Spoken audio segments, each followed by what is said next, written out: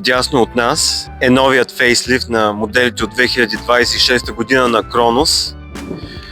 А тук в ляво е модел от 2025 година на Kronos. Тук все още са малко архаичните кръгли светлини, стопове, докато при новият модел от 2026 година на Kronos виждаме едни LED задни светлини, много по-красива и модерна визия. Променен е и стопа отгоре. Тук в дясно е модел от 2025 година. В ляво вече променен 2026 година. Вижте, има разлика в алковният отгоре.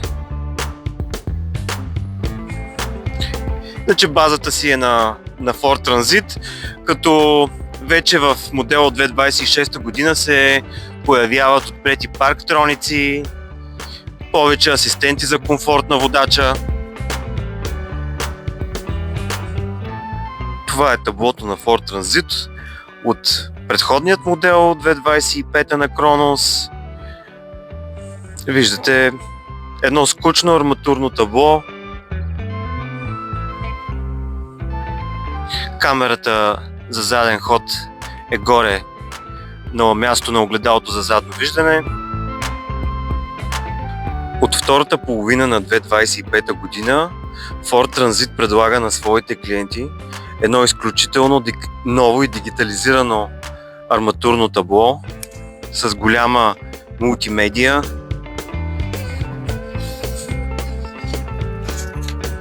автоматик 165 коня, вижте гиъра долу. Камерата за задно виждане също е широкоспектърна, проектира се на голям екран. Много по-различно, много по-модерно и красиво.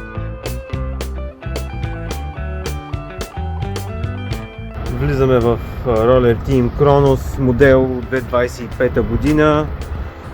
Последните подобни модели. Също много приятна визия. Това е face-to-face седяща група.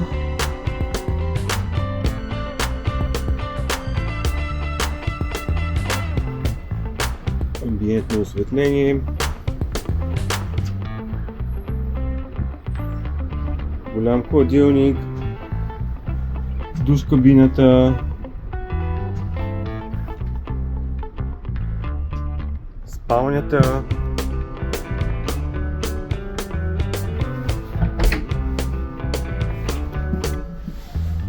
И туалетната. Сега влизаме в Kronos модел 2026 година. Нов декор, нов цвят на пода, нова тапицерия, Fit Grey, нови цветове на кухнята.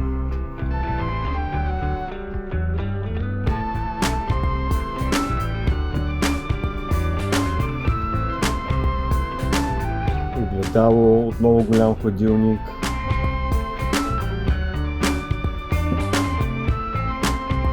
Душ кабина, спалнята,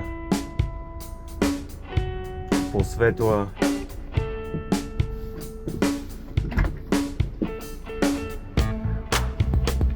Туалетната.